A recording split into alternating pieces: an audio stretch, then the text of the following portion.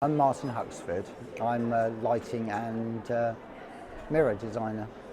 I studied art in London, and when I left I decided I wanted to be a film poster designer, and I've always loved interior design and furniture and lighting, and so I decided that I would try and make one of those things myself. So I designed a collection of lights, and my wife and I took it to Maison et Objet. We received an order for some tables for Christoffel, and so that was the beginning of our journey. The essence, I would say that we have a very natural aesthetic, which is very tactile, very human. So our customers, they can see that a human has been involved in making the product they're buying, so they can relate to it in a very natural way. For many years, design has been about hard surfaces. It's been about high finish, and so we're reacting against both of those things, creating something which is quite craft-based, but has, I think, an individuality which is more artistic. I love the fact that something that's functional can also be useful, rather than just standing on its own. I think art is a very different thing. It's all about meaning, and my products are, although they carry meaning by the choice of subject and the way it's done, they are also very functional, and so most interiors can fit something like that in. I have ideas all of the time. I never stop having ideas. I've always got more ideas than I have time to make them. It's a matter of sifting through those ideas to try and find the ones which are really of value. So I generally start with sketches which I make, which are very, very loose sketches. When you transform from a sketch into a solid object, you can lose the energy that you had when you first made it. So I try and capture that energy, so I'm very messy, and I use all sorts of things that come to hand to make the original piece.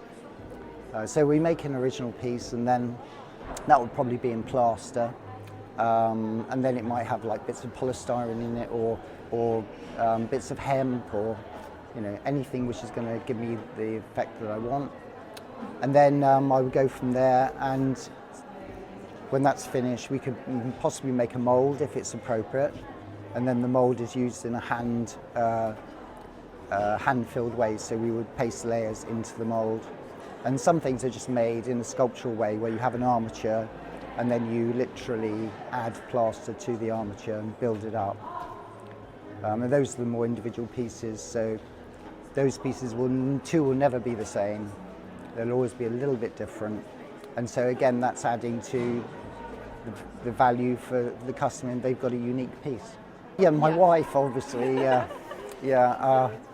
she's really good at looking and talking through ideas, and that helps to realise their potential, or conversely, lack of it. She's really good at that. I think she's got a great aptitude for understanding and then kind of getting to the real essence of something, and so that really helps clarify what I'm doing. I've always been very excited by design and art, and so it's a great thrill to have a sort of constant source of ideas and sketches and completed objects that suddenly appear. We have a good shared aesthetic, but we're different as well, clearly. So we sort of bounce ideas off each other. He doesn't always listen to me, but we kind of... You have strong opinions. Yes. She's got strong opinions. Yeah. Which is good, because you can work with strong opinions, Well, at They're least the I'm type. honest in my opinion. Yeah, so straightforward, Yeah, honest, if I'm not happy with something, yeah. I'll say, and I'll try and work out why with Martin and why I feel it's not right. Yeah. Sometimes he agrees, sometimes he disagrees, and then we'll sort of revisit it. Yes, there are one or two. Actually, I have to admit, I kept this quiet, but I wasn't sure about the asymmetric mirror. which actually is a masterpiece. I mean, I love it now. But he made a small maquette to show me the idea he wanted to do. And I sort of thought, yeah, that's really lovely. But I thought, you know, scaled up, is that just going to look too asymmetric and too sort of bold? But yeah, it's wonderful, and so many people have loved it. So I'm eating humble pie. Oh, the crystal. The crystal, yeah. We had a big argument over the crystal. The top of the amberly lantern. So I wasn't sure about the crystal. I said, no. So Martin went and got a crystal anyway and made the little holder, and it looks fabulous. I really like it. Sure. It's such a beautiful, pristine contrast, but it's quite chunky and has all the natural sort of cloudy veining inside it, which connects it to the plaster. Yeah, it worked, yeah, which was good, but it could have easily not worked. Yeah. So we didn't know until we got it, and then we were able to look I think at that's it. the thing about designing, you know, and a sketch is very much the starting point. And Martin uses sketches very loosely, so particularly working in plaster, things move along and ideas emerge as you're working. So sometimes it's quite similar and sometimes it's radically Not similar. not Not moved at all on. similar. Yeah.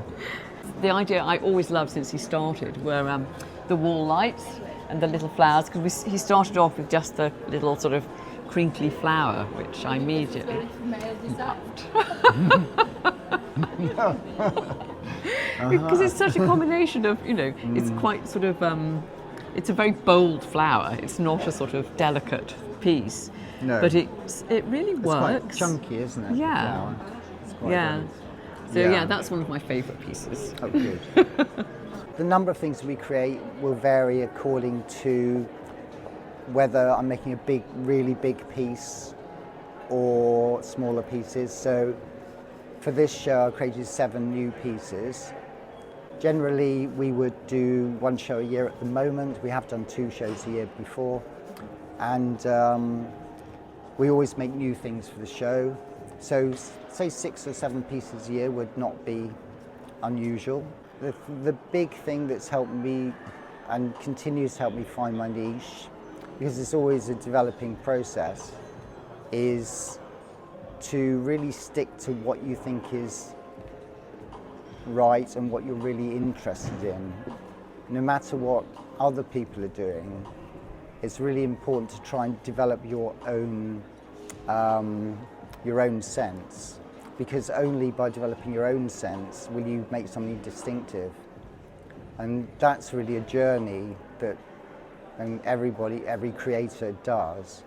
And so you have to be always quite alert to maintaining that, I think. I thought about that. It's a very difficult question, actually. Well, all the usual business things that people have. I think marketing is one of the really hardest things to get right. Brand recognition is like such an important part of what you do, and so difficult to achieve. I think for a new brand, I think the hardest thing to do for a new brand is to really find a place for your brand and to build that awareness. That is really crucial to every brand. So it's very hard. Yeah, I've always considered making everything. The mirror's a new thing, and it's a completely different discipline to lighting, because it's a sculptural piece with a different function. And the main part of it, the mirror section, obviously you can't control that particularly because it has that strong function, so you're really working with the external piece of that. So that's a new challenge, which is really exciting. And I've always wanted to do furniture, so I'd love to do furniture. I think we'll start with a table. There'll probably be a console table this year, next year. We made a mirror for a show before, a really big mirror. Yeah. And we had trouble dragging people away from the mirror, you know.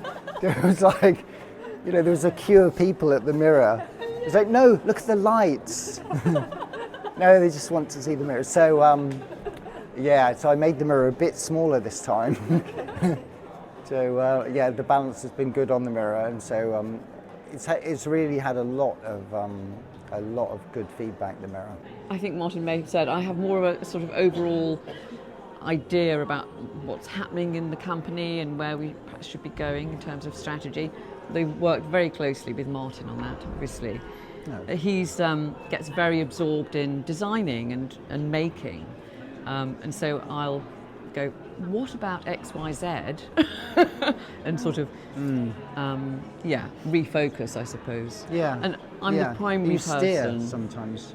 I steer. Yeah, like we should think about like the main direction of things. And I'm the primary point of contact for our clients as well. So for our US agents and showrooms and the UK as well. Yeah. So that's really nice working with all the designers. Pam's great at enjoy. like really helping people with everything they want efficiently, making sure that they've got all the samples they want and all their questions are answered. She's always working really late because somebody's in America and they've sent Well, that's the issue with, particularly Los Angeles. It's like, oh, hello. Hello, it's midnight. But Pam will always be there, like answering. Mostly, yeah. It's sort of part of, being responsive to people, whether it's about a new design idea or bespoke piece, or just can you do this in another colour? We get particularly American clients. They're very interested in yeah, I like that, but can you do it like this? Exciting things. We've got, I think, lots of new products at this show. So just taking those to the new clients is going to be very exciting because this is the beginning of that, really. We'll be back here at the Design Centre next year with more new products, hopefully the table. So there's plenty of exciting things. We've got some great projects to do as well, with already lots of interest in our new collection. So that's really a new avenue for us with the new products as well. So none yet, but we have a chandelier in the States, which is currently a big art show. And so that's our first gallery show, effectively. And that's the Arbor chandelier. So we hope that in the UK we can find a gallery to take a selection of pieces designed particularly for that channel. So I would recommend to anybody to get making, decide what you want to do and really get stuck in.